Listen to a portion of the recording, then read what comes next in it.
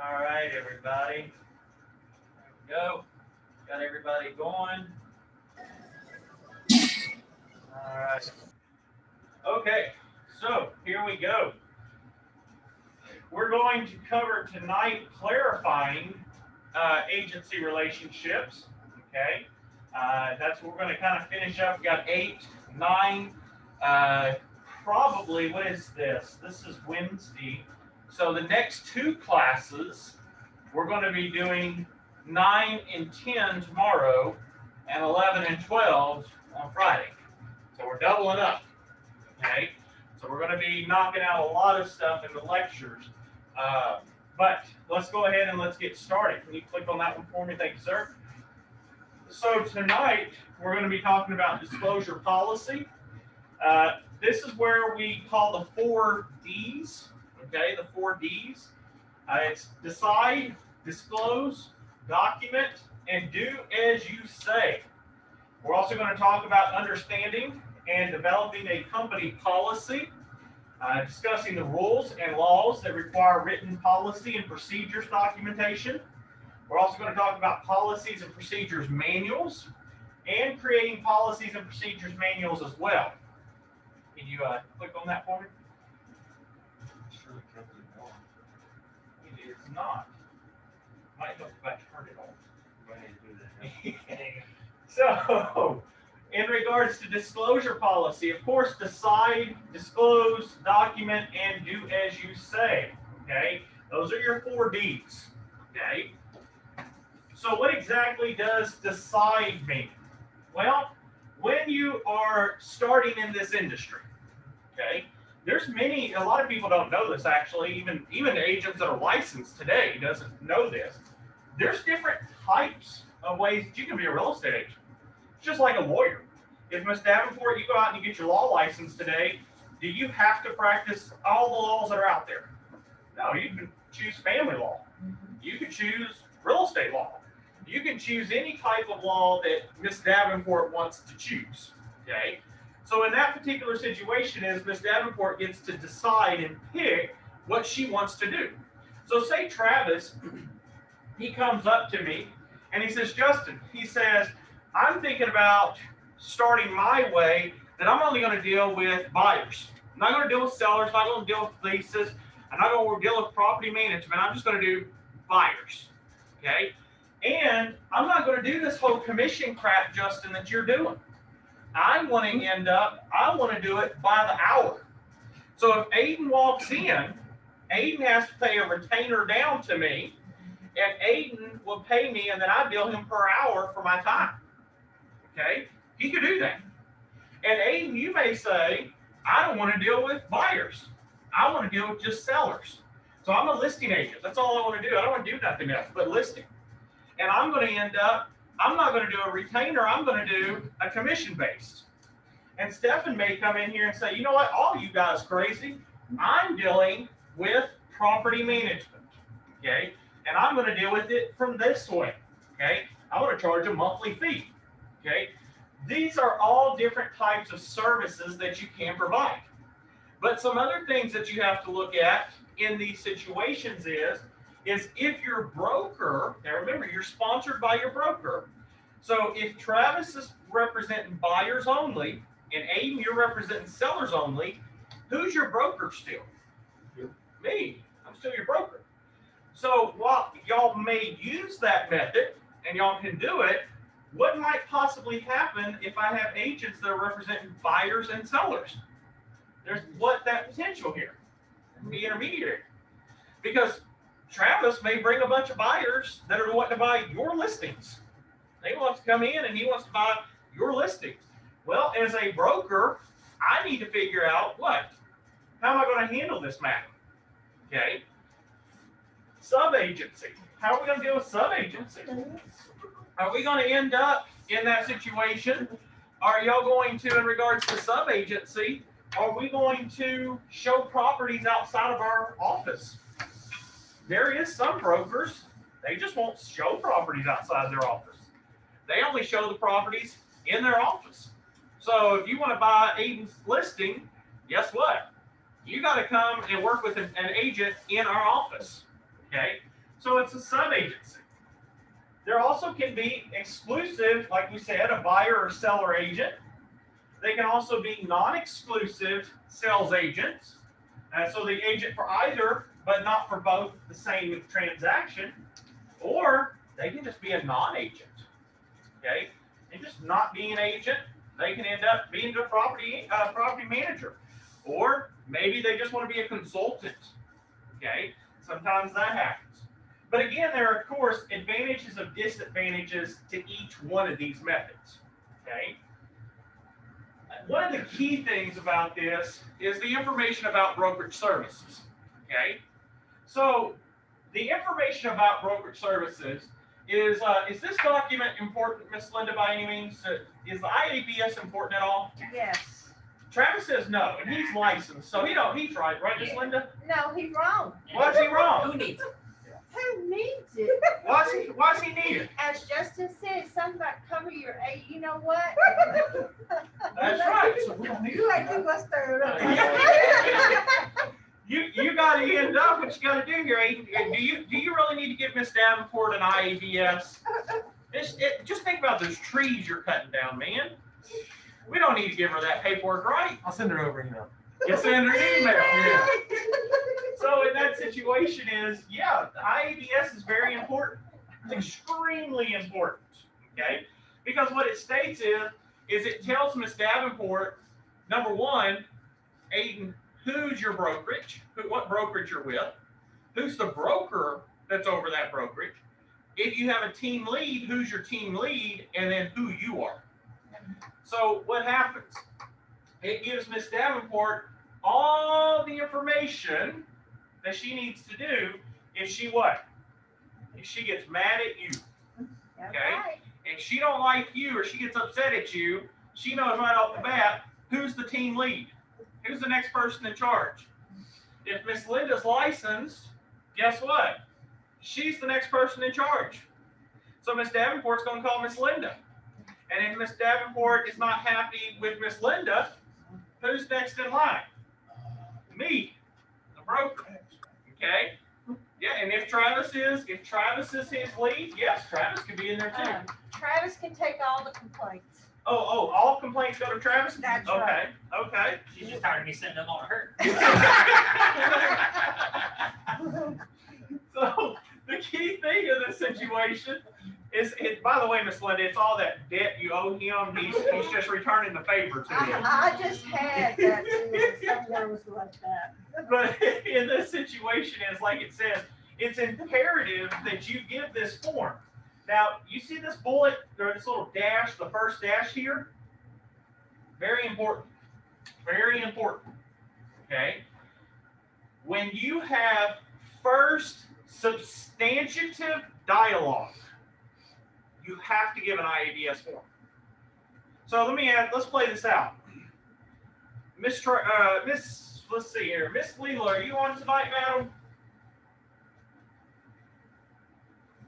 Yes.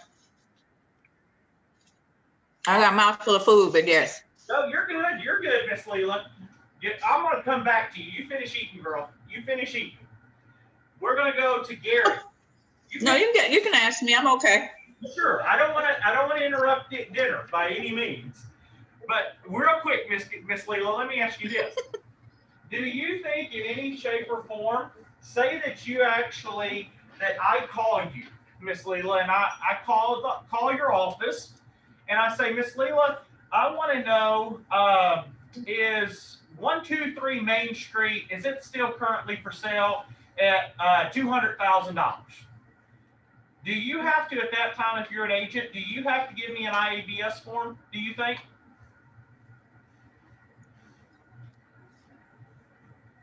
I want to say no. You're right. You're right. Because of the fact is, the price is just something that's public, okay? But if I start coming in and I start asking Miss Leela, do you think the seller would take 10,000 less? Now are we having negotiations? Yes. Yes. And that's Yes. form That's is right. important. That's right. So the minute that I come in and I start negotiating with Miss Leela, what happens? she has to give me this. Now, Miss Linda, let me come back to what you were saying. So I'm on the phone with Miss Leela, Okay. okay? So I'm talking to her and I'm saying, Miss Leela, will they take 10,000 less? Does it happen? Does the time, Travis, does it just stop and Miss Leela virtually sends me this form instantaneously? She goes, and hangs up. And there you go. Right? No. What's going to happen is Miss Leela's not going to kill the conversation and say, no, I'm not going to get you. She's going to finish her conversation. That's right. But she needs to, after that conversation, do what? Send her that form. This form needs to be sent. Mhm. Now, here's always the trick question. They do this all the time on the exam. So now, Miss Leela is talking to Miss Davenport here. And Miss Davenport's on the phone with Miss Leela. And Miss Davenport says, we'd like to submit an offer. And she's a client, or not a client, a customer. And she's calling Miss Leela and she says, I'd like to put an offer in for $150,000. Okay? And they're on the phone. And Miss Leela says, well, can you put that in writing? And she says, well, no, I just want it to be a verbal offer. I don't want to have to do all that writing. I just want it verbal. Just ask your client, Mr. Eugene, if he'll accept the offer. Okay? Miss Leela says, okay, well, Miss Davenport, can I get your email? I need to send you over an information about brokerage services. And Miss Davenport says, I'm not giving you my phone number. I'm not, or my email. I just want to know, is Mr. Eugene going to accept my contract or my offer or not? Now what happens, Miss Linda? Miss Davenport's refusing to give her email to Miss Leela. Look behind you, Miss Nobles. Go for it, Travis. Well, I think one thing I would bring up is that at this point, if you don't want to give me your contact information, I can't do a deal with you anyway. Okay. If you're really serious about this, I'm gonna need some way to give this to you, and I'm also gonna need someone to contact you if it goes through. Now, what if Miss Davenport? Hold on. What if Miss Davenport says to you, Travis? She says, "Well, I just need to know: is he going to accept 50,000 less or not?" What are you going to say then? Well, I would honestly, I would say that I need to send this to you. I can't do any sort of substantial conversation or negotiate without this being back to you. Miss Nobles. I agree with Travis, but I also would maybe say that in the meantime, I will be talking to my broker about the situation as well. No? This is something a broker doesn't need to be drawn in. Okay. In this situation, this is where Travis does have a duty, just like Leela would have a duty if she's representing Mr. Eugene. They have a duty to talk to their client because any offers they have to give to their client. Yes. But what Travis made a good point about, very good, and Miss Leela probably would have said the same thing, is you got to get their information. Now, here's one way that you can outsmart them, is if Miss Davenport says, I'm not giving you my email. Okay, that's fine with me, Miss Davenport. Can I just ask you a question? Can you accept text messages on this phone? So if she says yes, what does that mean I can do probably, Travis? Text her the IABS yeah, form. so just send her the IABS. So if she won't give me that, that's fine. Now if she says, no, I can't accept text, then in that situation, here's what you have to do. You call your client, Mr. Eugene, let him know, and if he accepts the offer, then you call Miss Davenport and say, okay, my client would entertain the offer. Remember, you can never accept it. Will entertain the offer, but it has to be in writing. And then what do you do when you send it over in writing? Include the form. Okay? You will get, and I've had this happen many times in my life, when you walk up to a client, or not a client, but a customer, when you walk up to a customer, and I walk up to Aiden here, and I have an IABS form, and I come up here and I say, here, Aiden, this is the information about brokerage services. This form right here explains all of the requirements, duties, and everything, sir. Can you go ahead and initial here and date here for me so that this just says that you've received this form? Yeah, you're being nice, but what would actually happen sometimes, Travis? I might sign nothing. Well, it doesn't. I just need your initials, not your signature, just your initials, Mr. A. Well, what You am I ain't taking my signing? identity. That's exactly. Yeah, I'm not signing that. You're stealing my identity. You're taking my identity. I ain't still signing that form. Okay? So in that situation is you have to, if a client ever refuses to, you just have them turn on the back. In their handwriting, I refuse to sign this form. Because if, say, Aiden refused this, and a judge come back or Trek comes back and says, well, he said he never got the form, what can I do? Show them that paper. He refused to sign it. He wouldn't sign, but he wrote it in his own hand signature here. So it means what? You must have done what? You must have seen that form. You sign and date it. No, he's not going to sign it. He's not gonna Dave. sign He it. refuses to sign.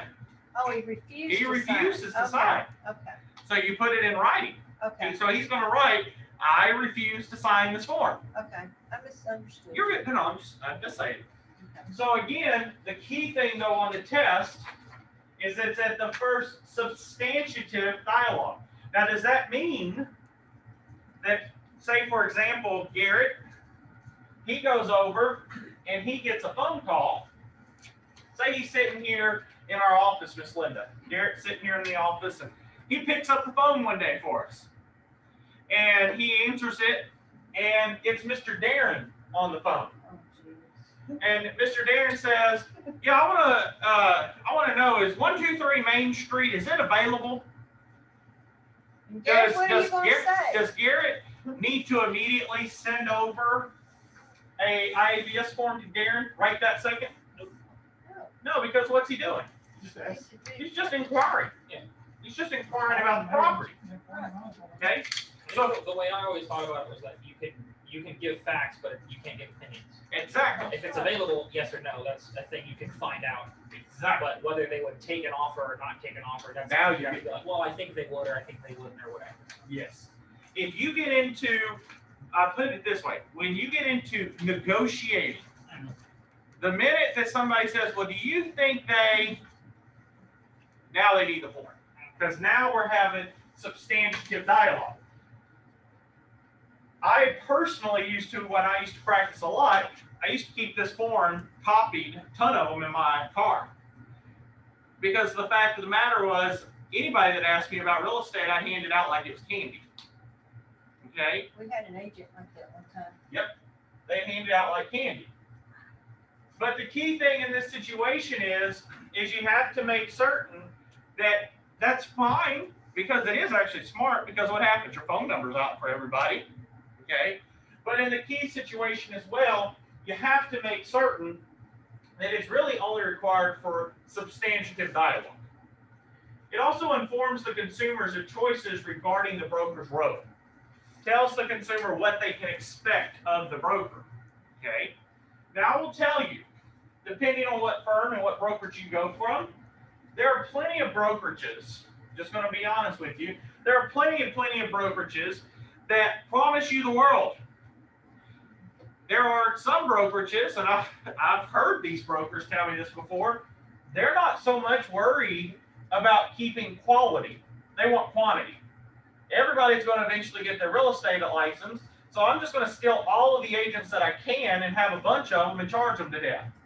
They'll talk about how wonderful their training is, and they'll talk about how wonderful this is and that, blah, blah, blah, blah, blah, and profit share or whatever else there is. But the thing that comes down to it is this. When you go into a brokerage, you have to understand, what is your broker's duties? Remember, I've been doing this for almost a decade. I've been teaching, and I've been in real estate for almost a decade, actually over a decade. And, but the thing in this situation is that I talk about is that when you get into this situation is that you go into these and some of your brokers will actually only do the bare minimum road. Look at the bare minimum. Aiden comes into Mr. Grossman's office. Mr. Grossman's a broker. Mr. Grossman tells Aiden all about how wonderful his company is. Talks about how just wonderful it is. trainings galore, leads forever, blah, blah, blah, blah. Okay? He'll make $1 million this year. Okay? He just got his license. Oh yeah, they do this, by the way. And they'll promise about, oh, I spend so much money in lead generation and blah, blah, blah, blah, and all this wonderful stuff. Okay? So what's Aiden gonna do? Go right over there. He's a hooked fish. He's hooked. Aiden jumps ship, goes over there. He got fish. Well, what Aiden doesn't know is after Stefan signs him up, he don't see Stefan anymore. Stefan just basically, okay, your license, good luck. And then when Aiden calls to try to talk with Stefan, he's too much worried about recruiting. He don't really care about if Aiden's successful. Okay? The key point in this situation is, guys and gals, and I try to tell people this all the time is that, number one, very important, the truth of the matter, people always tell me, they're like, Justin, I've actually had 7 different brokerages tell me, you do too much for your agents. What do you mean? You do too much. And I'm talking experienced brokers that's been in this for years. You do too much for your agents. Cut back. I said, what do you mean?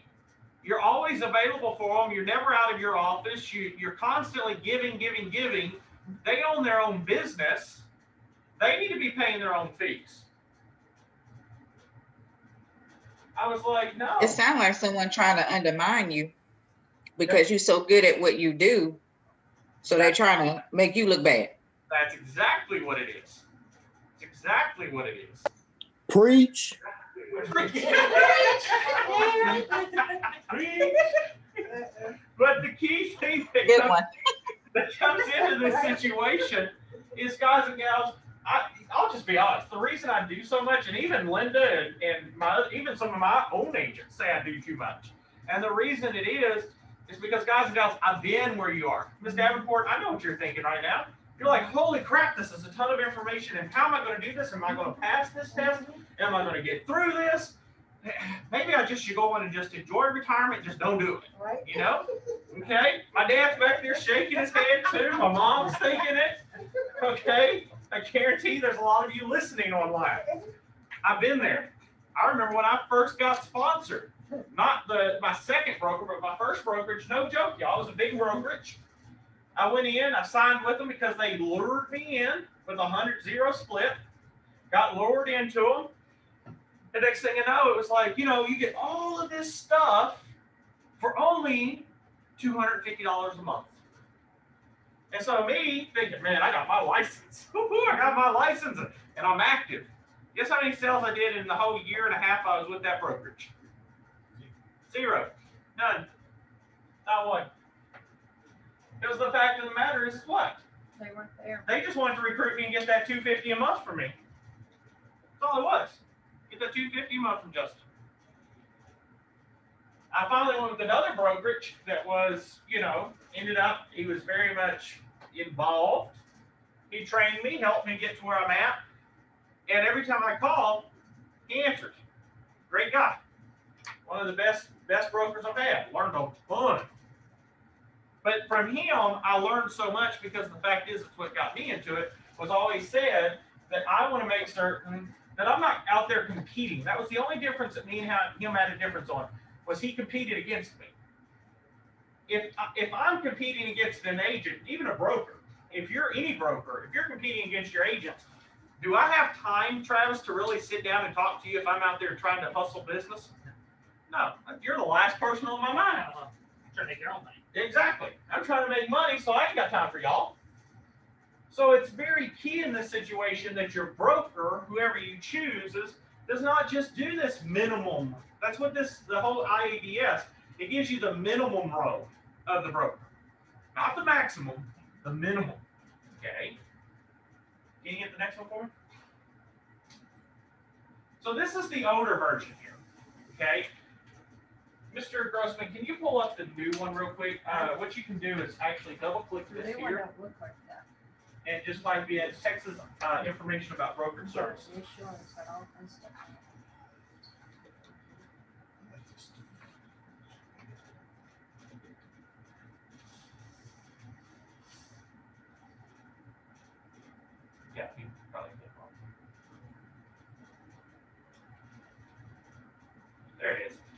is the new one. And if you scroll down to the very bottom, you'll see right here at the very, very bottom, this is exactly what the new one looks like. Okay? Your clients are going to end up, can you scroll any more down, or is that the maximum we need to go? Okay. So actually right underneath this, everybody, right underneath the very, very bottom, there's more down there. Yeah, there it is, right there. There we go. All right. That wasn't fitted to the So scroll.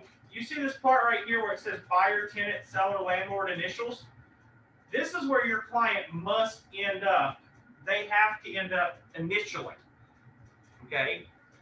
The only thing is like Travis and everybody said, if you go give somebody a form and you just met them, I called Travis off of a lead generation, and I said, hey, Travis, I'm looking at 123 Main Street. We meet at the property, and here comes Travis putting a form in my face the first minute he sees me. I'm going to be like, I ain't signing nothing. Get that out of my face. Okay? So that's why you don't want to rush this into them. You can show the property, but if they start asking a lot of questions before you leave, you can say, thank you, Justin. If I was Travis, I'd say, thank you, Justin, for coming out today. Real quick, I have to actually, by law, I have to give you this form. Here's a copy for you. Could you initial this one saying that I gave you a copy? It's not agreeing to anything. It just says right down here at the bottom, this is my brokerage, and this is his information and my information. Should you have any complaints whatsoever, this is the people to call. Okay? But I have to give you this by law. That's it. And if Travis puts it to me that way after he showed it, do you think I'm more willing to go and actually sign it? Yes. Yeah, because my rapport has already been built with Travis. Okay. Now you still will have some people that will counter you and say, I ain't signing no paper. I don't care what it is. Well, if that happens, at least give it to them. At least hand it to them. Okay. Even if they refuse to initial, hand it to them. And if you're good like me and you got your cell phone, turn off your sound on your cell phone, but take a picture of you handing it to them. You see what I'm saying? Because then you have documentation. Okay. All right, Mr. Grossman, go back to the PowerPoint for me. So that, of course, right there, that's the old form that's showing, but the one that we just showed you is the correct form. Now, the exceptions to this form, there are exceptions to this form. If the lease is going to be for less than 1 year, you don't have to get the form. So if it's less than 1 year, no big deal. If there's no substantive discussion, if, say, Aiden, you happen to end up, I come over and I have a talk with you, and I'm like, hey, is Mr. Garrett's listing, is it still online for 150? Yeah, it's still on for 150. All right. You think it's going to be on for a while? Yeah, I think it'll probably be on for a while. Okay. All right, appreciate it, man. Do we have any substantive discussions? What did we do? I just asked you some basic questions and you answered my questions. Pretty simple, right? Okay. So there's no substantive discussions. Now this third one, I don't agree with personally. It's kind of my own policy. If you're going to hold open houses, I don't care that they may be an exception to the rule. I don't like that. You just give it to them. Best practices, give it to them anytime there's substantive dialogue. Now, if Miss Leela walks in, Mr. Travis, to your open house, and she just walks around the house and looks at it and is like, oh, this is really nice. Thank you, Mr. Travis, for letting me see this, and walks out. No more about it. You don't need it.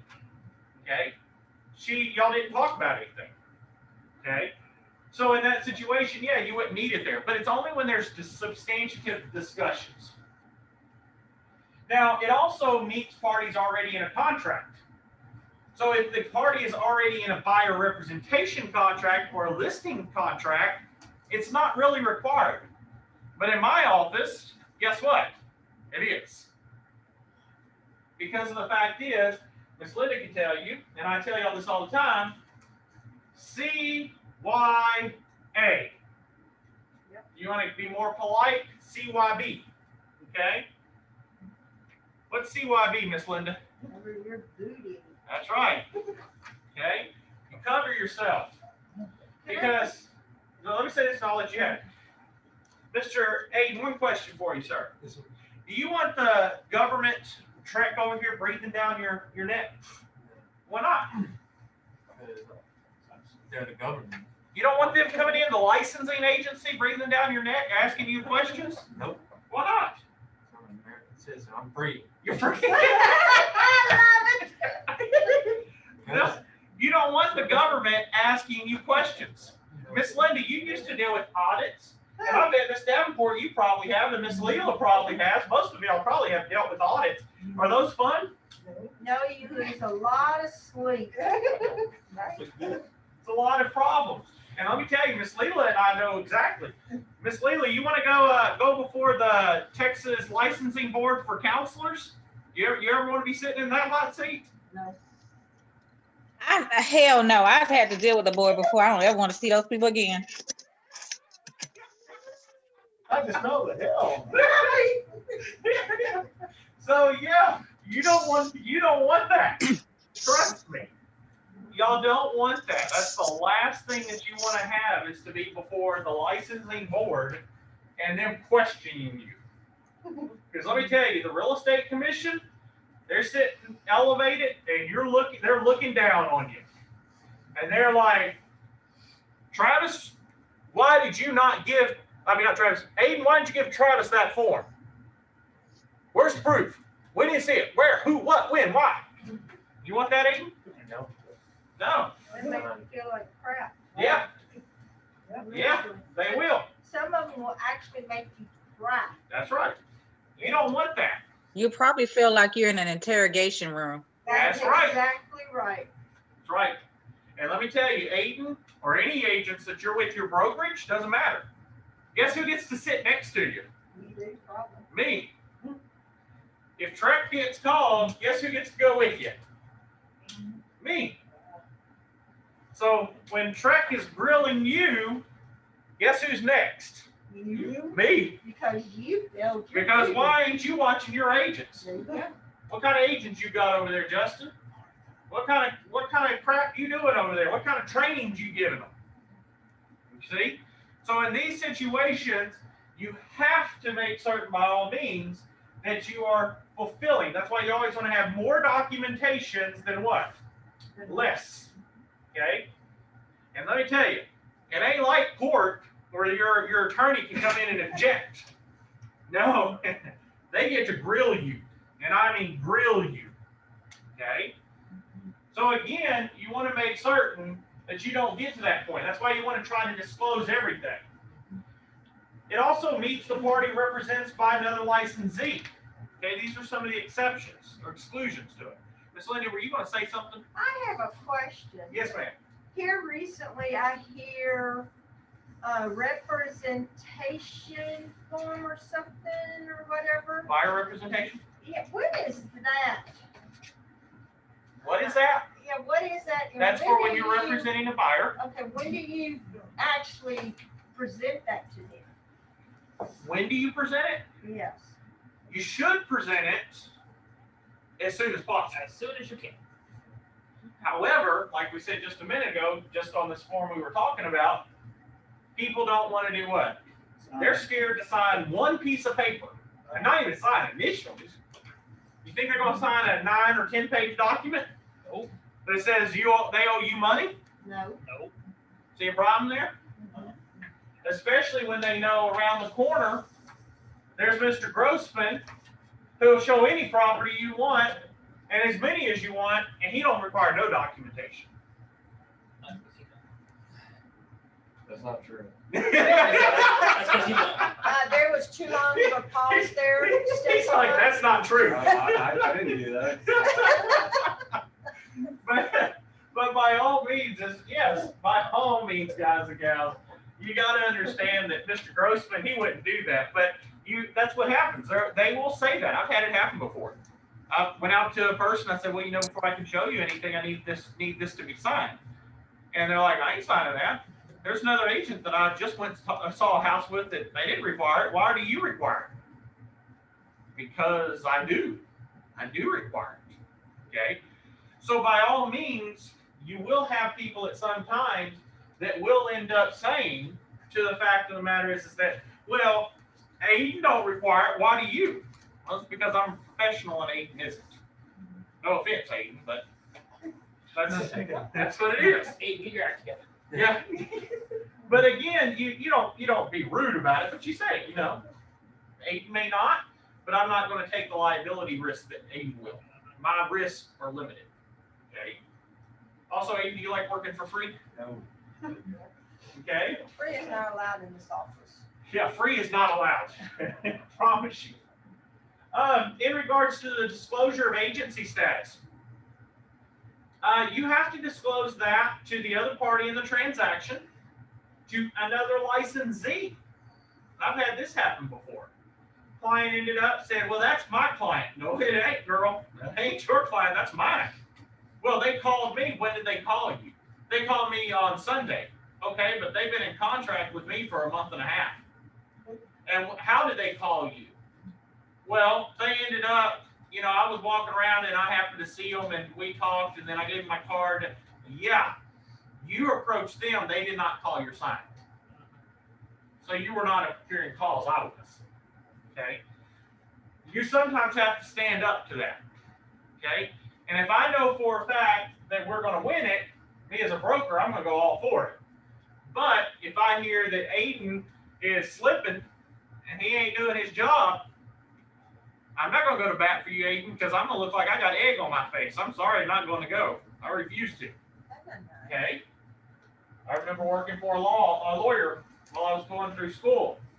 And he had one client that promised he hadn't done nothing. He was innocent. He walked up with the lawyer, and the lawyer walked in, and they went to do it, and the other attorney said, well, here's 68 pages of text messages that your client was threatening to kill this person. How's that lawyer look? But he didn't know none of it. Same thing. If I'm going to go to bat, say, for Aiden, and Aiden tells me, well, Miss Davenport, she's mine, and blah, blah, blah, blah, blah, and I've been doing all the hard work. And then I call Miss Linda, and Miss Linda says, well, Justin, here's about a book worth of communication between me and Miss Davenport. She saw my sign and all this, and, and your client, or your agent just texted her once. What do I look like, Aiden? An idiot. And do I like looking like an idiot? No. No. Not at all. Okay? Now, it can be either oral or in writing, but again, Mr. Grossman, what's the best way? It needs to be what? Right. In writing. Oral is great, but remember, it always goes back to what? He said, she said. How's that work in school, Miss Linda, when you work in the school district? Y'all know which one's telling the truth, right? No, it don't work that way. And then most of the time they forget that we have cameras to go back and review. So there you go. That's right. Timing. Of course, disclosure of agency status is at the first contact with another party. So if I'm hosting my own open house, my own listing, well, guess what? The minute anybody walks in that door that's not even a real estate agent, anybody that walks in that door, what do I have to do? Hi, Ms. Davenport. My name is Justin Nobles. I am the broker of Nobles Realty Group, and I also am representing Mr. Grossman as the listing agent. What have I done, Mr. Aiden? Did I tell who I represent? Yes. And I told her right when. When She walked in that door. She came in that door, told her who I was, my brokerage, who I represent. Okay? Because the fact is, I have a duty to. If another licensee, if Mr. Eugene, you walk in, you're representing Miss Davenport. I have a duty to introduce myself to you and tell you I am representing Stephen, and you're representing Miss Davenport. So at this point, it's actually two people, because Mr. Eugene has to tell me at first contact who he's representing, and I have to tell Mr. Eugene who I'm representing. Now, this comes back to that situation we talked about yesterday. What if Mr. Eugene, and this sometimes will happen in a busy market, guys and gals, Mr. Eugene happened to just show Travis a house 2 doors down and saw Miss Davenport driving up and down the street and was like, hey, hold on, what can I help you? And Miss Davenport says, yeah, I want to see this listing. and he comes in and walks in to the open house I'm hosting, are you truthfully representing Miss Davenport, Mr. Eugene? You just found her on the road, she's just driving around. Are you really representing? Well, not really, not until she signs that paper, you know, we. Until she signs or she agrees. Yeah. So how would you introduce yourself if I walked up? So you just met Miss Davenport, she just wants to see the house. And I say, hi, my name's Justin Nobles, I'm with Nobles Realty Group. I represent the sellers, Mr. Grossman. What's your name? I'll say Eugene Nobles, I'm with Linda's Realty Group. And I'm representing this lady. Are you representing them? I brought you a customer. But do you see that part right there? Did you just see what he said? He's representing. So what did he just do, Travis? Oh, I put- It's called a what? He implied he's representing. I'm sliding that in though, so I can get me a customer. Well, see, that's the thing. You implied that you're her agent. And if you did not get a contract with Yeah, I'm her not her agent. and you went through and y'all did that whole transaction, guess what can happen? Something goes south, she can come back and sue you because you were her agent. Mr. Travis, I was gonna say, could you say like, I'm with Miss Davenport? you could Not say, stating that you're her agent, but just, yeah, I'm here with her. We walk in at the I'm same here. So this is how I would handle it. I would say, if I was Mr. Eugene, I would say, hello, my name's Eugene Nobles. I'm with Linda Realty Group. And I actually was just down the road showing a house, and Miss Davenport was here, and we started up a little conversation. She just wanted me to come down here with her and walk around the house. And in that situation did I ever say anything about representation? No, I simply said, I'm just walking around with Miss Davenport. That's it. Okay. She just asked me to come in here. So in that situation you have to tell which one. But you see where that possibility of implied agency can happen. So be very careful. Now, Travis, to your matter about just walking around, Travis made a good point. Well, he says, well, I'm just here walking around, or I'm with Miss Davenport. That could still even be implied. say, that That sounds could be. implied that you're her agent. That you're her agent too. So you got to be very careful how you do She's that. walking around my forward. Oh, you're following to your stalker. The same, I'm not in the real estate thing, but I'm stalking now. Okay. Miss Leela, we got another one I'm sending your way, ma'am. All my way. You know what? I don't know about that one.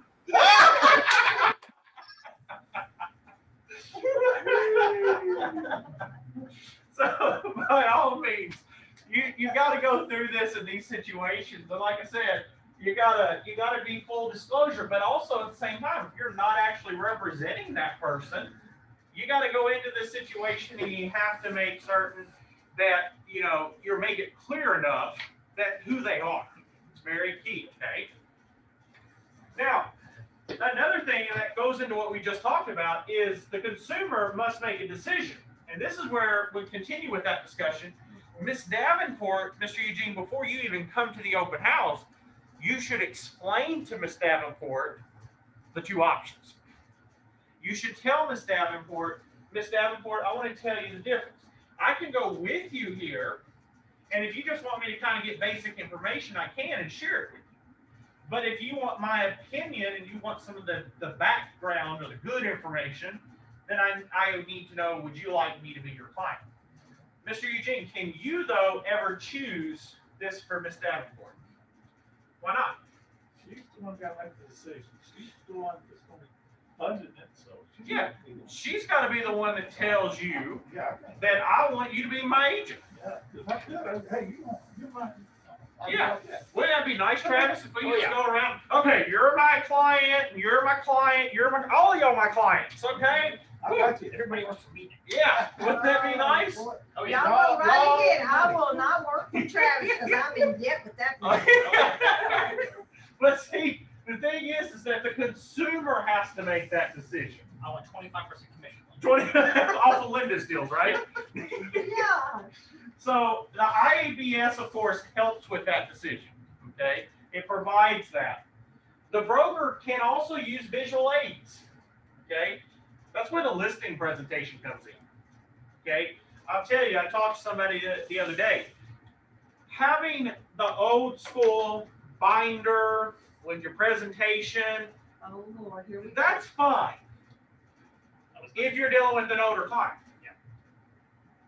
But nowadays, people don't have time. If you're out in the field, guys and gals, I worked in this area when we were in the peak, like when we rebounded after 2008, I was in this industry.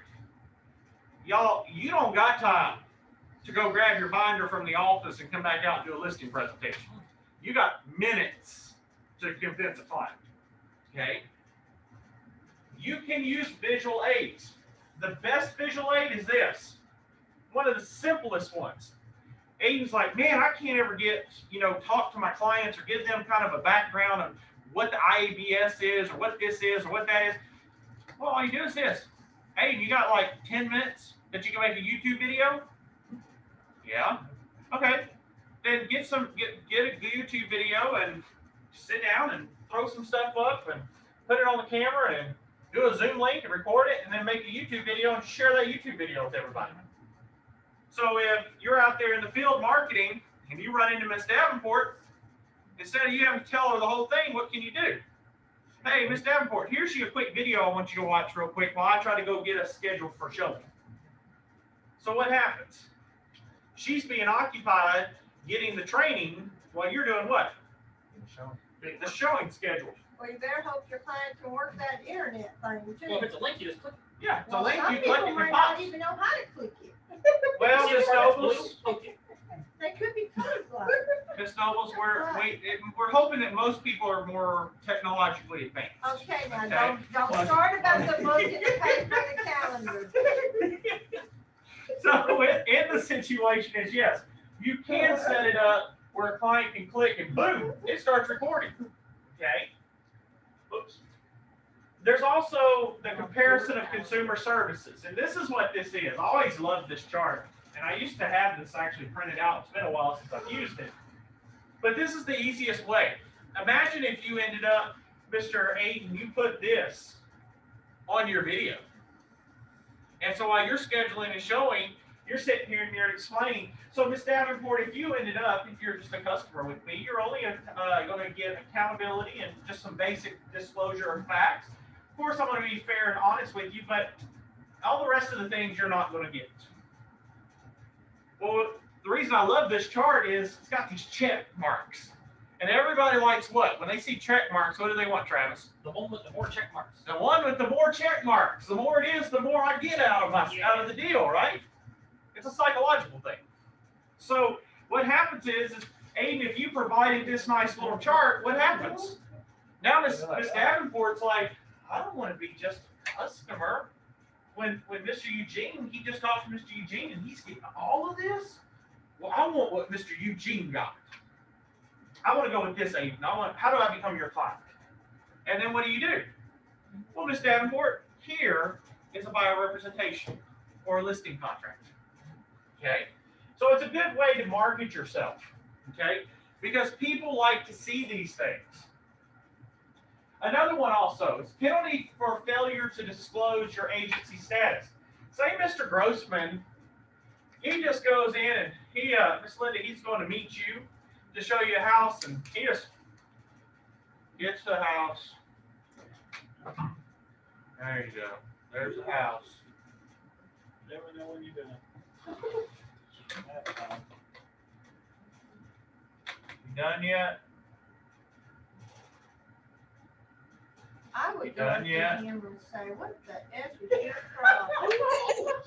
I'm here to look at this house.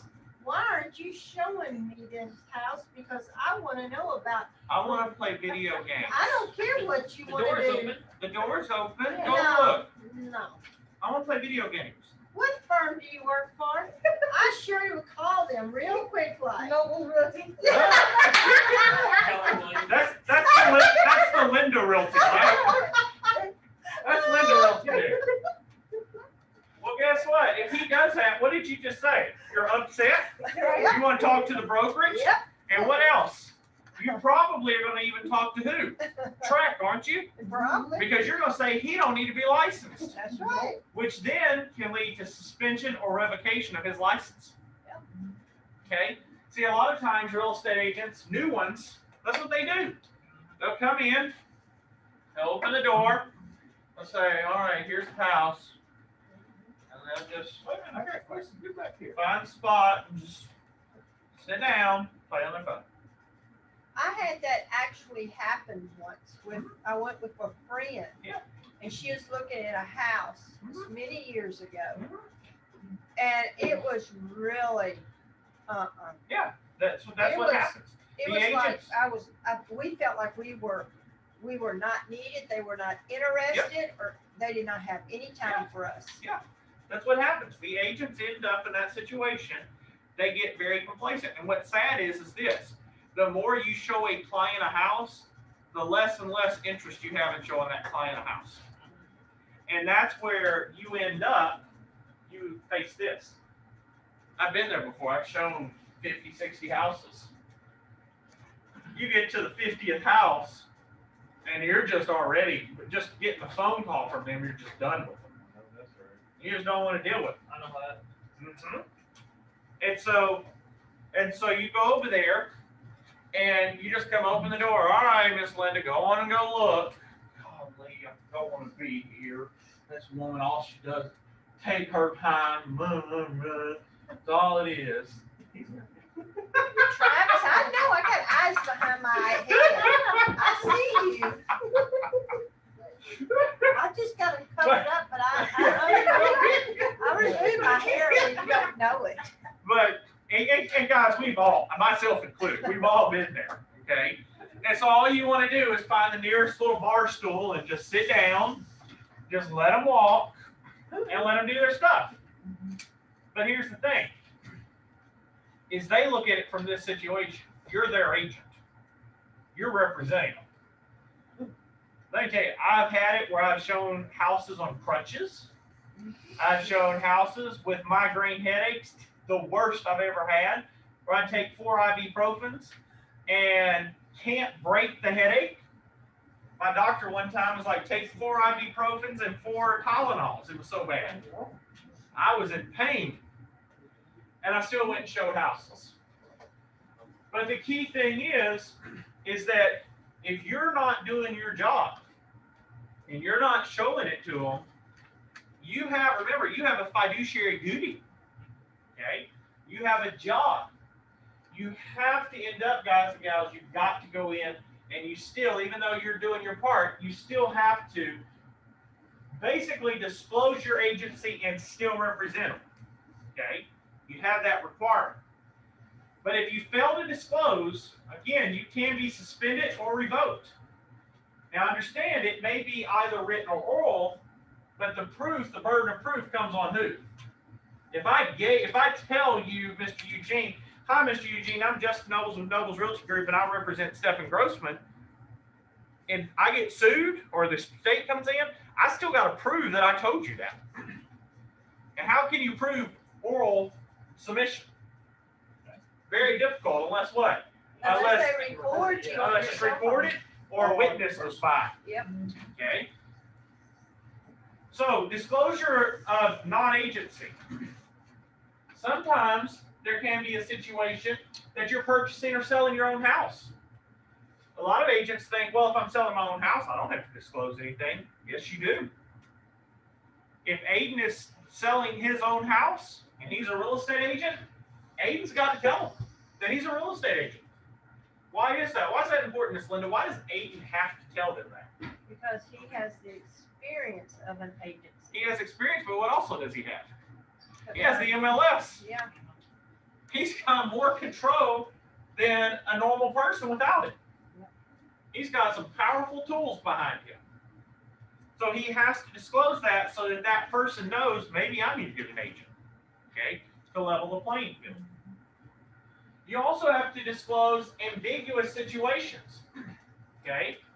Any property tours, you have to also be very careful with. Like we talked about before. Mr. Eugene happens to be showing a house and Miss Davenport just shows up. You got to be very careful. Who do I need to explain that to? Where do I disclose the agency to? Also, what is a substantive discussion? We talked about that already. You need to be able to have that clearly understood. We talked about open houses. Intermediary, okay? You have to disclose if intermediary status is going to arise. That's something that the broker has a very big part in. Is a broker is oftentimes going to have, if they're going to have multiple agents underneath them, that needs to be clearly discussed in the policies and procedures manual. And the agents need to be aware. The use of written disclosure in making appointments, okay? You need to make certain that there is the proper documentation if there's going to be any appointments made.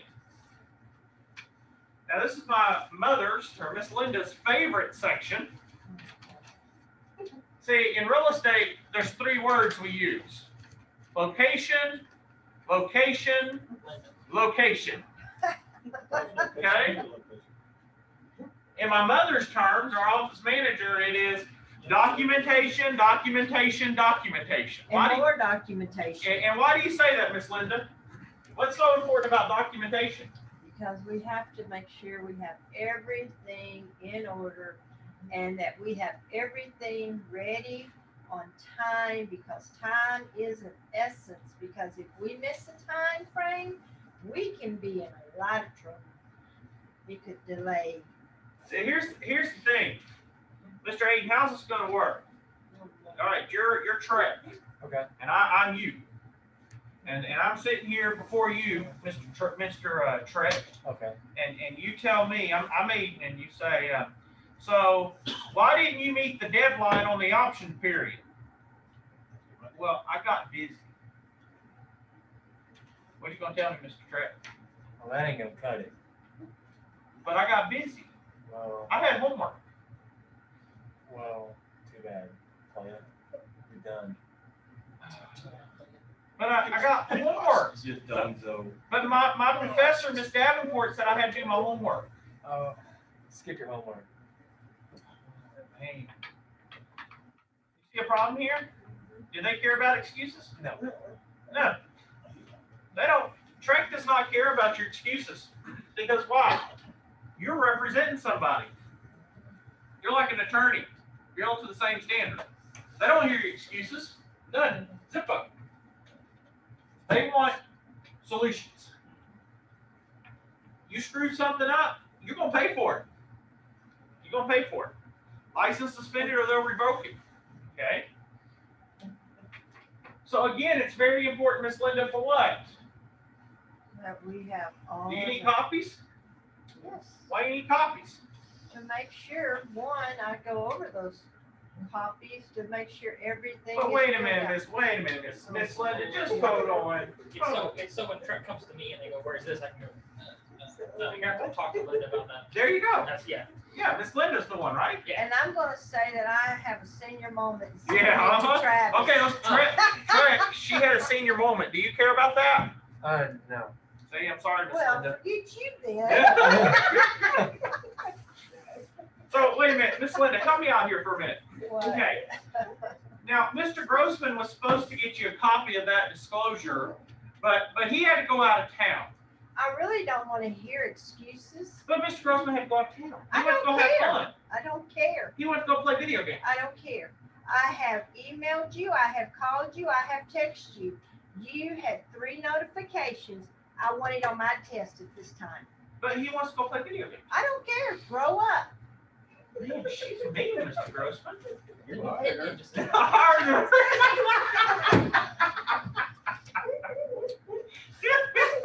Love ya. Everybody just thinking about getting a brokerage right down, coming on with us. It's like, I ain't coming with that woman. Oh, but no, we have to get those disclosures. We have to have them because of the fact is, if we don't have the disclosures, like I said, Trek don't care. Trek does not care. I actually was on the phone with Trek today, and we were dealing with some education stuff, and that lady, she made me feel stupid. She made me feel stupid. I'm the guy with 9 degrees and 40 licenses, and I'm stupid. I was like, how am I stupid? Like, what the heck? That's just a piece of paper. Don't That's you right. know? It's just a piece of paper. So in that situation is, you don't ever want to be put in that situation. Don't tell me that. I work so hard. Yeah. Trying to catch up to Trying to get you. So Rethink it, the Travis. copies you gotta have. The written documentation, of course, is always preferred. You also have to prove representation, and you also sometimes might have to prove non-representation. Mr. Eugene, when you shook my hand and said that you represent Miss Davenport, well, you just screwed up there, because now what do you got to do? I gotta prove it. That you don't. I don't. Oh, I didn't mean that. I'm so sorry. No. I don't represent her. I'm just here to go over and Linda show her. represents- I know. Yeah. Yeah, right? You got to be very careful in these. Now, Miss Linda, this is always whatever agents tell you, not just in my office, but any agent, they and Stephen, you know this too. All agents always do this, right? All the time, right? Hell no. Why do you say no? What Because they don't. They don't. planet are you on? Travis, come on now. Every agent you've been dealing with, they always do what they say they're going to do, right? Yeah. No? Man. Nope. Yeah, that's the thing. They don't. I know if Miss Heather's listening to me tonight, she's probably like, yeah, I know that's the truth, Justin. Agents don't do it. Agents, Miss Heather has probably herself done many, many deals, and she's probably worked many times, and these agents don't work with her. It's not agents in our office, it's the fact that agents just in general, they don't do what they say. It could also be sometimes, I'm sorry, it could be also your clients that does not want to work with you either. Yeah. But are your clients licensed though? No, they're not. So who's the one that gets in trouble? The agents do. The agents do. But I'm just saying. But you're right. Yeah, I've had that time before. We asked a question, hey, Mr. Enrique, get me a payoff statement, please. Yeah, I'll get it. Enrique goes tells his client, and his client don't get it. Problem. Okay? So if you're going to do something, you need to conduct the transaction within the established rows. And your actions must not contradict any contractual obligations. If you say you're going to do it, do it. That's one of the things I had happen before. I was in a transaction and we were talking about some things, and the lady was like, well, Mr. Nobles, looking over the numbers, looking at everything here, I'm going through all of this stuff right now, Mr. Nobles, and I don't know. I mean, I guess the only way we can make this work is if you give me 1,000 out of your commission, and I'll take 1,000 out of mine. That's the only way we're going to make this work. And I'm like, okay, I agree to it. Then we get to closing. Guess what I find out? They took my 1,000, but they didn't take the other agent's 1,000. Then I call it up, and they're like, well, yours was enough to cover it, so we just left it on yours.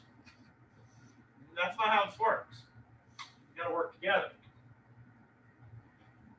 Now, understanding and developing company policy. Now, this would be a perfect opportunity for my agents. I wish all my agents were here. Mr. Aiden, Yes. does Justin just willy-nilly just make up stuff? Most of Is that basically what happens? I make my own stuff up. Say yes. What's that? Who requires this? Who is it? Justin Nobles that requires this? No, track. Trek. I thought it was your friend, Pete. Trek Sorry. requires this. Trek requires this, not Justin. A lot of people think Justin just willy-nilly making up stuff, but no. Trek rule. It's a rule. Brokers required to maintain a written policies and procedures manual. Mandatory. You have to do that. Okay? And it must state the scope of the salesperson's authorized activities and, look at that word right there. What's that say, Aiden? Competency. What's competency? A sound mind to be able to do it. Not just sound mind, Oh, your ability. your ability. ability. Aiden, how much ability do you have to sell property down in Galveston, Texas? How confident are you? Probably 50% confident. Are you sure? 15% confident. Are you sure? Yeah. Very little. Because are you familiar with the market? No. Are you familiar with how things go down there? No. You familiar how they do earnest money and option money and all that stuff? Isn't that Texas? It's Texas, but let me explain something. When you go to Houston and you put a contract in versus here in College Station, two separate ways of how they do business. Two separate ways completely. Yes, it's still Texas, but it's two separate ways. You go down to Houston, or let me put it this way, you go to Austin, you want to know something? Austin, they have a lot of other regulatory requirements that Houston doesn't. By the way, you go to Houston, they have mud districts. A lot of mud districts. Do y'all see mud districts here? No. So do you see the problem? Yeah, the contracts are still the same, but do you know what you're doing? No, you have no idea. It's just like if I go up to Amarillo and I try to start practicing up there, yeah, the forms are all going to be right. Same thing on filling it out, but there may be additional forms that you got to have. See the problem? How do you go by in a situation, if you were in Amarillo, per se, since you mentioned it, and you use the same Trek forms? Yeah, they're all the same. Okay, you use all that. How do you know then when you're in a, say, for instance, a 1 to 4 family or whatever it is? How do you know then what forms to actually You'll fill out the same forms. All the forms are all going to be the same. Okay. Where you're going to have problems is what goes inside those forms. And how do Like you, in Austin, earnest money is 2% of purchase. Here in College Station, it can be an $800,000 house and $1,000 is enough. But you go to Austin with that same $800,000 house, and they want $16,000 in earnest money. While you go down to Houston, they only want $8,000. Option period. It's really annoying. Here, you can get 10 days for $100. You go down to Houston, $100, you're getting maybe 5. You go over to Austin, maybe 3 or 4. and what about Amarillo and all that? It depends. They all fluctuate. So it's still all the same stuff. It's really fun. But the thing is, like I said about mud districts are a nightmare in themselves. Miss Heather, Mr. Darren, and all they deal with that. That's what happens. She deals in any of Houston. You're going to deal with mud districts. You don't see that here. You don't see that here at all. So you have to be competent. So what's the best way to get competency? It's exactly what I do with my agents. See, there's plenty of brokerages, like I said, no matter where you go, it's up to you. Okay? But what I'm saying is this. I make it a policy when y'all all get your real estate license. Mr. Davenport, you get your license. Are you competent at all in real estate? No, you, like they always say, you finish the courses, you just learned how to stay out of jail. It didn't actually teach you how to do everything. It just teaches you how to stay out of jail. So she gets her license, and she gets a client, she don't know what to do. She has no idea. So that's why in my office, what I do is, yeah, I do 50-50 for the first 5. But the reason I do 50-50 is normally I have to get the lead to you, You're also doing half of it. and I have to do half the work. Sometimes all of it. Sometimes all of it. Okay? So in those situations you have to understand that if you're doing, say that Aiden was moving to Galveston and Travis has been doing a ton of work, well then I would just say, hey Travis, can you supervise Aiden? And Aiden would be basically, y'all would split commission yourself and do the transaction. It's a win-win situation. Okay? So that's how you teach people. There are also requirements to maintain your license. Once you finish these core courses, your first 2 years in business, you got to do 3 additional 30-hour courses. I'll say that again. 3 additional 30-hour courses in 2 years after you complete it. And then you have to do 8 hours of Legal 1 and Legal 2. Then after that 2 years, then you only have to do 18 hours of just Legal 1 and 2 updates and contracts. Okay? You have to maintain your license. You also have to keep notice of any changes in TRAILA, TREC, or promulgated rules. This one right here is what Miss Linda goes crazy on. This one right here. Because Miss Linda will start drafting something up. I'll say, hey, draft up this form or this checklist or whatever so we can stay in compliance. She gives it to me, and then I'm like, well, TREC changed something. This whole thing's worthless. Redo it. What? Yeah. I know you spent a month and a half on it, but TREC changed something, so it's no good. Everything you spent a month and a half on, no good. Restart. Then she's like, I'm going to wring your neck. Don't wring my neck. Call TREC. Okay? Continuing education. The broker has to make certain that there's continuing education. That's one thing that thankfully I'm slowly getting in the process of, is having continuing education. Okay? You're going to go to a brokerage, you want to ask them, do y'all offer in-house continuing education? What are your advertising rules? This is where the broker has to be very careful because TREC is very strict on advertising. Very strict. So, like with myself, after you've done 5 transactions, and I feel you're competent in your area, say that, Ms. Davenport, you've worked with me, you did your first 5 transactions, you've represented them, you've done a great job, and now you want to start Davenport's Realty Group, okay? She can do that, but she has to make certain that in that situation, my logo has to be half the size of her biggest logo. So, and that's not a Justin Noble's rule. That's not a Noble's Realty rule. That's a TREC rule. Because the fact is even though Ms. Davenport is working as her own group, they still want to know who they can go talk to if she breaks the law. You're still under his roof. That's correct. Maintenance of records.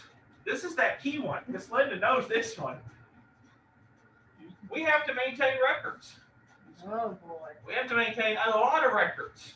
A lot. And a lot of times agents don't like. Yeah, agents do not like. Miss Heather she probably is like, oh God. Darren, you probably agree with me on this. Miss Heather probably is like every night complaining about Miss Linda. How much she stresses her out. I promise you, she probably does. And this is back here. And Travis too. Darren, don't answer that. No. Don't answer that. Hey, this is Heather. I would never, ever complain about Miss Linda. And by the way, Miss Linda, I did send you that information that you requested because I heard you talking and saying you've given 3 notices and that it's sent. It's in your email. Thank you. I saw it. Thank you, Heather. Oh, good. You're welcome. but we're picking on Heather and Darren and Travis. The key thing is it's sad because I'll give you a quick story. I actually had an agent one time that was with me and he ended up got out of real estate altogether. But my mother, I told her, I said, hey, TREC is like asking for X, Y, and Z from every agent. And I got to have it. And she sent out a message to everybody, to all of my agents, okay? And every one of them got it back to us in a timely manner, except this one person. And so she texted him again. I mean, she was texting him probably every day. And one day I was sitting in my office and me and Linda were talking. And he texted me and my text come up on my screen on my computer. And he texted me and he said, dude, your mom is driving me crazy. Tell her to stop it. And then she saw that clear as day. And then he called me while we're still sitting there. And he calls, and I just put him on speaker. And I said, what's up? He's like, dude, does your mom have nothing else to do? All she does is bug me all day long. And I said, well, she's sitting right here. You can ask her. That's not all I said. But the thing is that she goes over there. But like I told him, I said, dude, it's not that she's bugging you. I said, it's this stuff that we're talking about right here on this slide. TREC, they will randomly, like I told you, I've had TREC call me, by the way, this week alone, twice. TREC has called me. You never want TREC. When I see Texas Capital show up on my caller ID, I know right off the bat, That's Trek. Oh, yeah, when they called, Linda, she phone's said ringing. Trek, I was like, oh, Justin, what'd you do? Yeah. The phone's ringing. What'd I you do, had man? one of them call today. Yeah. What'd you do? I had Trek called twice this week. When you see Trek, you don't want to be on that radar. Mhm. And but the thing is that when they need something, I gotta get it to them. There's no ifs, ands, buts about it. And when they tell me, Aiden, I need, or Miss Linda or Justin, I need Aiden's, documentation, or I need this, or I need this, I'm gonna have Linda sit there and call Aiden a million times until we get that stuff. Because if we don't get it to them, guess what's happening? They're gonna do what's called a site visit. And that means they're gonna come into this office and they're gonna start going through stuff. And that's the last thing you want is Trek to come in and start going through all your stuff. Okay? So you got to be very, very careful in these situations. Now, like it also said, the broker responsible for the conduct of sponsored licensees. This is that main point. This is a big reason written instruction is so important.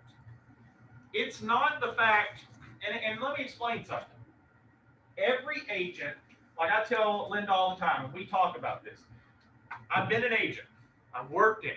I've done this. I know the stressors. I know the headaches. I know when you're trying to have life. I know all that stuff. Been there, done it, gone through it. And I'll tell Linda, she'll come in and be like, why can't Aiden just get me the dad blasted form? Well, Miss Linda, let's think about this. Aiden's out showing properties. He's probably going to show 10 different properties in 10 different cities. Mr. Travis knows what I'm talking about. Yeah. So he's going to go show all these properties. He doesn't have time to say, oh, Miss Linda called. I got to pull off the side of the road and just stop everything just for Miss Linda or even Justin. Okay. So in those situations is yes, we're not going to get things right away.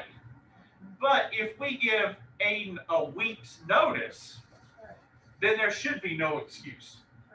Because of the fact is Aiden within a week, yeah, we can all be busy, but you can take a few minutes out of your day to get that paperwork. You see what I'm saying? But again, if Aiden doesn't get me that information, what happens? Well, I'm in trouble. It's the broker. And if I get in trouble, what happens to the entire firm? Shuts down. They shut you down. If Aiden is not doing his part, then guess what? Every person, if all of you are listening to me, if all of you are sponsored by me and Aiden doesn't do his part, every one of you, your license becomes inactive. Because they'll shut my license off. And at that point, I'm suing Aiden. how many of y'all like Aiden? I love you. You see what I'm saying? So you gotta be very careful in these situations. Okay? And guys and gals, I've only had to do this once in my entire life. The agent would never contact me. Never would contact me. Linda came on. Linda tried to get a hold of this guy. Would not contact her, me, or anybody. Got to notice that he didn't pay his dues. MLS called me, said if you don't have this paid or your client, got one or two options. Either your agent pays his dues or we're shutting off all your MLSs, all of them, or you terminate it.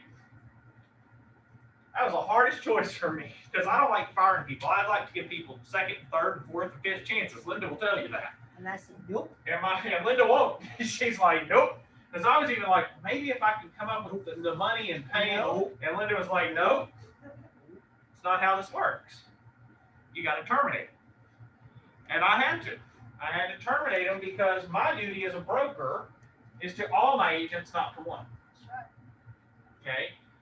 So even Linda's been told, and she knows it too, she doesn't do her job, it's business. Even though she's my mother, I'd fire her. Same thing. Travis said he'll do it, not me. But in that situation, it's, yeah, we all have business, and business is business, okay?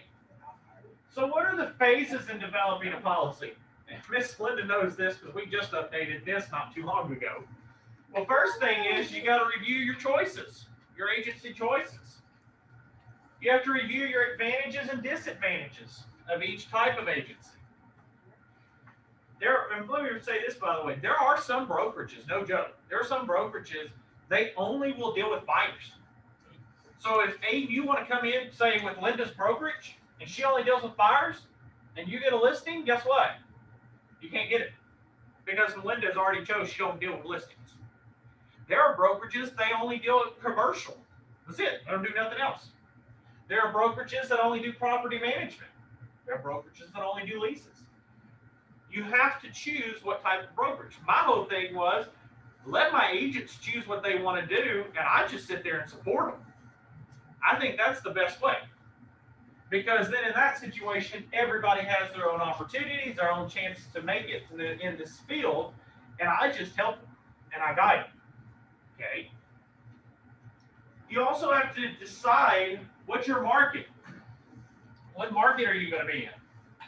What about your sales staff experience? See, one thing about me, and a lot of people say, Justin, you're crazy for doing this. You're trying to train everybody. Just hire people and bring them into your firm. No. No. Because my business model is different than every other firm. My business model is supportive, not dictator or being a dictator. Okay? Mine is, if Travis wants to go and do everything, then I'm going to support Travis. If Aiden wants to go out and just deal with buyers, then I'm going to support Aiden as well. That's my job. But I need to make certain that I have the staff behind me on the same mentality of keeping them all on the same road. You also have to look at any type of specialization. See, if I dictate what I'm going to do, then that limits what my agents can do. But if I let y'all choose who's going to do what, because I can tell you, myself personally, I hate listings. And I hate property management. Hate them. And people are like, you hate selling? Yes. I have listed properties, dumped a ton of money in them, only for it not to sell, and then I lose all that cash. With a buyer, at least I'm driving around town learning my inventory, so I'm getting to know what's out there, and I'm not stuck in an office trying to make phone calls to market a property. At least I'm getting out driving around. That's one thing I missed. When I went from a real estate agent to a broker, hated it. Still hate it some days. Because the fact of the matter is, what do I do 90% of the time, Miss Linda? I'm having to be stuck where? Behind the computer. Behind my desk. Hate it. I'd rather be out there with Darren and Heather driving around, be down there with my Austin agents, be out there with my guys here. I'd rather be out in the field. Miss Linda will tell you, I Y'all love can that. take him anytime y'all want to. I don't want to take that man with me. I would rather do that simply because the fact is, I like getting out. I love getting out in the field. I enjoy that. I That's like fun to to be me. quiet. Okay? But again, you have to look at these. Then you have to write your company policy on agency. How are you going to talk about that particular area? Okay? When I first started my real estate brokerage, I've been through law school and all. I remember the first time I wrote it, it was 350 pages. That was our office manual. 350 pages. When one of my agents came on from another brokerage and I gave it to her, she looked at me and she's like, what in the hell did you do? She's like, I work for this big company and they only have 100 pages. And she's like, they've been in business since the 80s. And I was like, well, I just wanted to make sure I covered everything. You can't do that. Okay? You got to make certain that it's easily understood. And in the textbook, there's an example. Also, you want to train and monitor for effectiveness. You want to keep your agents updated on what they can and can't do. Okay? What is allowed and what's not allowed. Right here shows you some of the sample ingredients of a company policy and procedures manual. And it breaks it down from basic agency philosophy, handling the common situations, dealing with outside companies, guidelines for the use of the company agency forms, and any common questions. Okay? So what are our key points this evening? Well, the brokerage firm, of course, is going to choose different roads. Okay? They're also going to have full disclosure to all parties, thoroughly document everything, and one of the key ones is good licensees always follow up. Cannot harp on that one enough. Agents always think that real estate license, or that agents always think that clients are just going to sit around and wait for them. Oh, Miss Davenport, I called her about a month ago. She's not going to do it. She's going to wait on me. She'll wait on my schedule.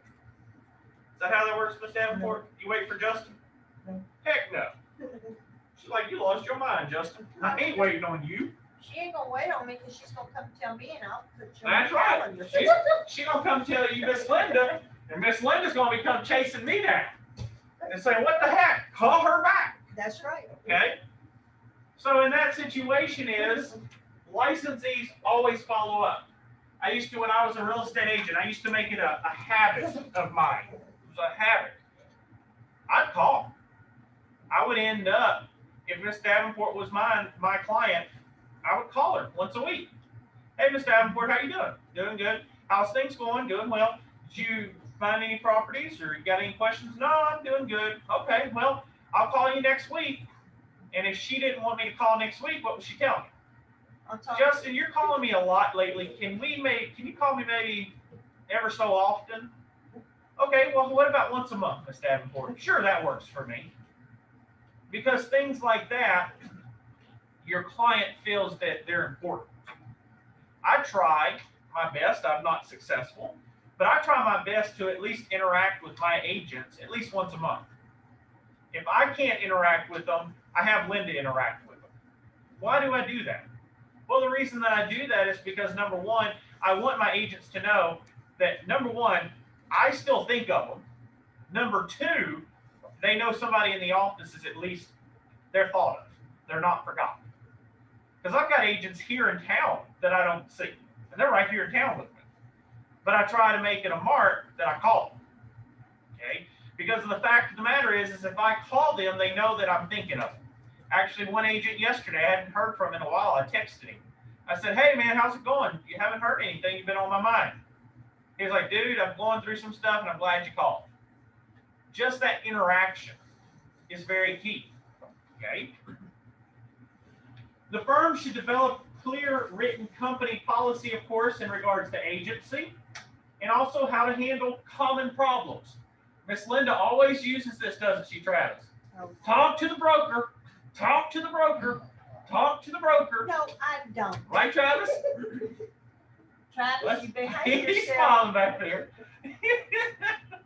But the thing is that can the broker, am I always going to be available? Nope. No. That's why, like, I've talked to Travis, and I've talked a little to Heather, and talked to a couple of my other people, is I'm trying to train them so they can do what, Travis? I'm trying to train you and Heather and everybody else to do what? So we can answer questions from other people. To eventually turn you into team leads so y'all can answer those questions and the broker doesn't have to. If we're going to grow, we have to grow as a team. Then Justin goes to Miami and we never see him again. No, trust me, Linda will find me. Oh, yeah, She would find me. No matter where I'm at, she would find me. That's Next thing I know, I'll be sitting on Miami Beach and there's Aiden walking up. Hey, Linda's looking for you. Hey, I have a good question I was going to ask you. You didn't answer, so I flew over here. Travis flew Aiden over. to Yeah, find Trey. Yeah, that's what's Yeah. gonna happen.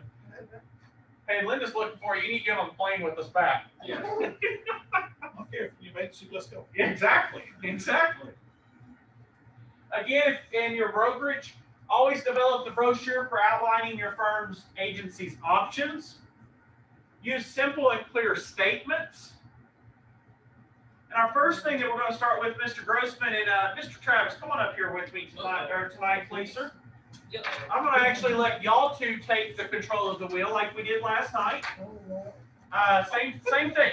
Same kind of thing. All right, Travis, you got this. So, Mr. Stephan, you're gonna explain the process, and I'm gonna step back here, sir. I was in here, I don't know. Just read the question and pick someone else. Ooh, that seems fun. Okay. Discussion question 1. Why is the decision on the agency relationship necessary for each transaction? Let's go with. Let's go with Mr. Keith. What do you got for me? Okay, so I would say it is necessary so that I can know what type of agreement we have and also know my duties as an agent that I would have to my client. You agree Okay. with him? Yeah. Let's see. Will there be any like legal ramifications that would be necessary for you to disclose this sort of stuff?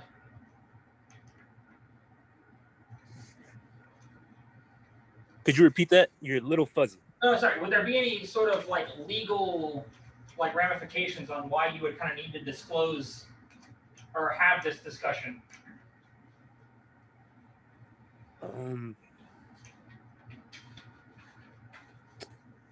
So, for example, if I have a customer or a client and I'm trying to decide, what our relationship is, my agency relationship with that person, would there be a legal necessity for me to kind of have that discussion with them?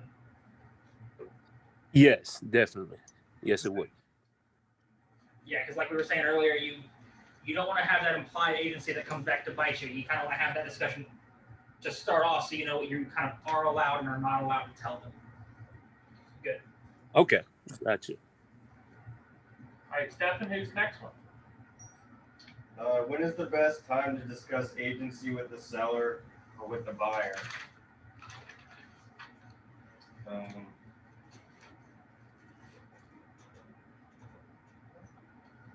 Garrett.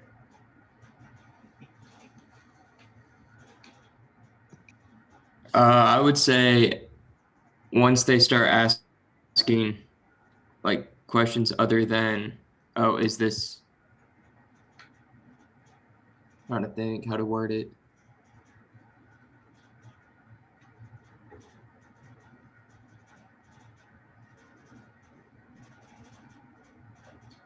I guess when they start coming to you for advice.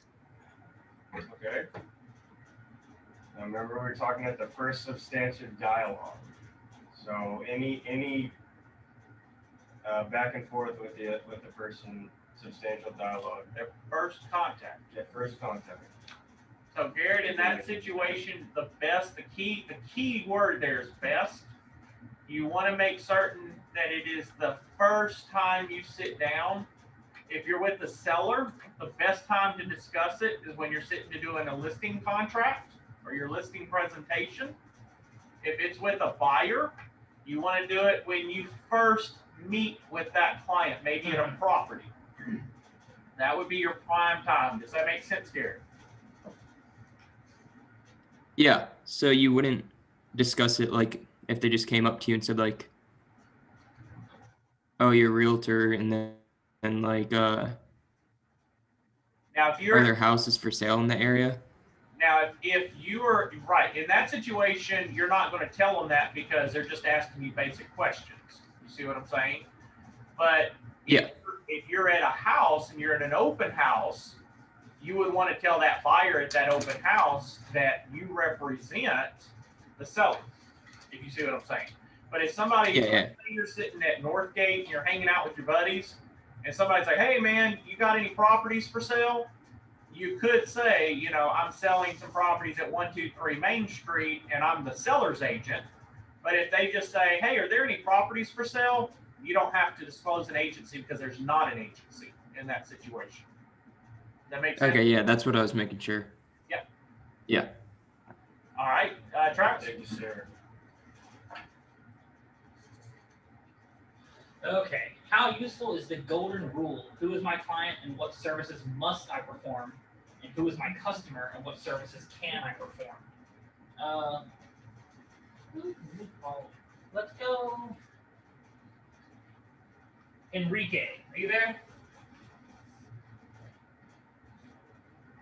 Sadly. Yeah, there you go.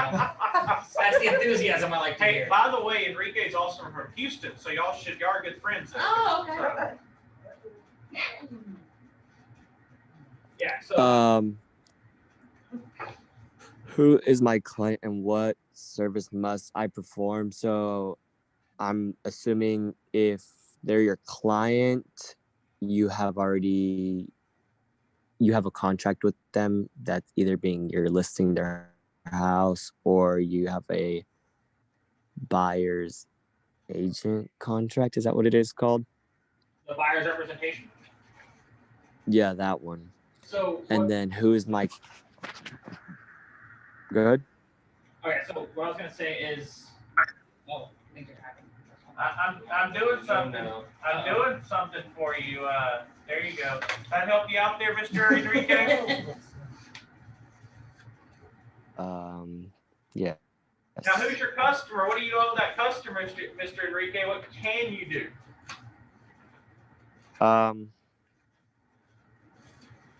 Just give them your honesty, fairness, disclose. So basically, would a customer be another real estate agent? No. Customer's never a real estate agent. Customer is a person that's not represented. Consumer. It's a consumer. Okay.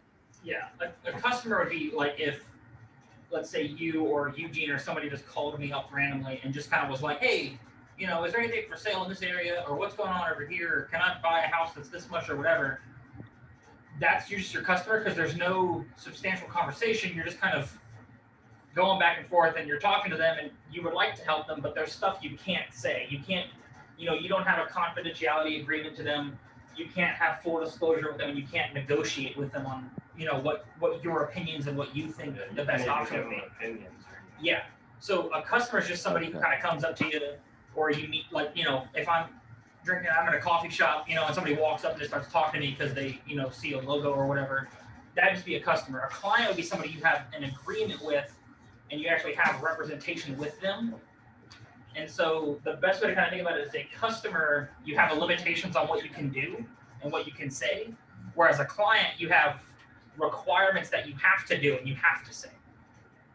So with a client, you have confidentiality, you have disclosure. These are the check marks are things that you have to do on the side of the client. Whereas a customer, there's things that you are required not to do. There's things you are not allowed to do. Does that make sense for you, Enrique? And the only way they're your client is if they're binded by a contract, correct? Correct. If a client can, now remember, a client can still be either by a contract or through your actions. Yes.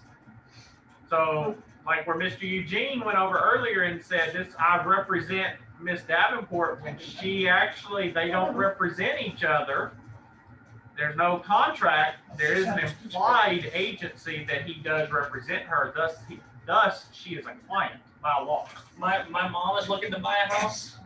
I'm not really in a rush to get her to sign a buyer's representation agreement with me, because I'm not worried about her just calling me up and be like, well, I found this other guy that I'm going to work. I mean, it's my mom. I kind of hope she doesn't do that. So in that situation, she would be a client of mine, but I don't necessarily have a written contract with her because it's kind of implied that I'm the one that's helping her. Now, is your mom like Linda? Because I mean, she may go hire another person. Man, I hope not. It's gonna be rough. Darren, they're picking on your mama. Darren's sleeping right now. Mr. Jacob, will you help me here? No, Mr. Jacob. I can't protect you from everything now. Fly down here real quick. Mr. Aiden, come on up here. I want you to do this one too. Sorry, I forgot about that. Mr. Aiden, come on up. Go up to the front of the class. You and can do it, figure Aiden. out this. You got it. You got Y'all gonna it. teach. Y'all gonna get used to this. All right, so question 4. When would it be important to disclose that you are not someone's agent?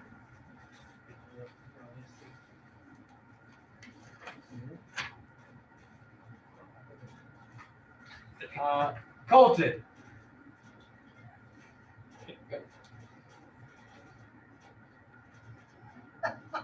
May need calling, Mr. Aiden. He's good. I'm trying to fix a light bulb right now. My light bulb just blew up. Try Miss Sheldon. Is who? Miss Sheldon. Colton's thinking too hard. His light bulb blew up. Mm-hmm. All right, Miss Sheldon. I guess go back to the list, and if the customer I guess, is imposing actions that a client would impose, then you need to make them aware that they are not yet a client yet. Is that right? Why aren't you a real estate agent yet? Yeah, you nailed it. Thank you. I don't have to say anything. Easy. That was easy. So easy. That was, hey, Sheldon, you made that too easy for me. Hey, I'll That take light the bulb, win that when I light can bulb get thing it. was slick though. I'm gonna use that next time. All right. Hey, All right. Question 5. How extensive should the disclosure of agency be? Mr. Jacob.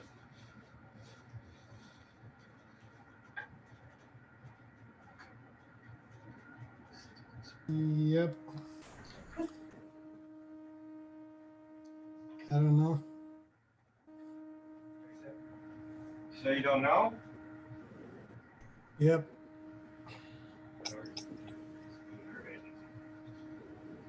Well, it depends on who you're talking to. I mean, obviously, if you're talking to a client or who would be a prospective client, you need to fully disclose everything to them. They're somebody that you would be very extensive with in telling. You're not going to be talking to a Well, I think with anybody, you should be extensive in whether you're an agent, like of your agency to somebody. If somebody's coming into like an open house that you're listing, as soon as somebody walks in the door, you should be very extensive by disclosing that you were the agent of the sellers and not going to be their agent. Just make it very clear. And yeah, it's just basically be as clear as you possibly can be. very Agency good. for counties. Very good. What's the next one? That's the last. That's the last one. All right, guys, I appreciate y'all doing that. Come on back. Come on back. Take a Good seat. game, good game. All right, so everybody did great this evening. Very good. I do want to ask a quick question. Do these discussion questions honestly help you out seriously? Does it kind of give some guidance? Yes. It creates anxiety, but I get past it. I agree with you. Yeah, it's a good tester. So, Miss Leela, should we just from now on, all questions, just let Miss Linda answer for y'all? So we bring that anxiety down? I think Miss Linda just answered that. Thank you. Mr. Jacob said that we could pick on you, so we're gonna go ahead and send them all your way. Mr. Jacobs, I need you to do some grilling for me, if that's so. Oh, goodness. No, but by all means, we're going to end up, we have completed this one. We do have our next class. We will cover 2 chapters. So we will cover, I believe it's chapter 9 and 10 tomorrow. And then Friday, we will do 11 and 12. Okay. I do not know if we'll have time to get through all the discussions in those. So we will play it by ear, but my goal is to start right promptly at 5:30 tomorrow. We'll be prompt on that so that we can end up getting y'all through the chapters and get us out of here as quickly as possible, okay? And then after that, you'll have a week to take the final. We're gonna start on Monday, principles, 1, and then we'll go from there, okay? So that's kind of where we're at. So I'm gonna have Stephen stop lecture.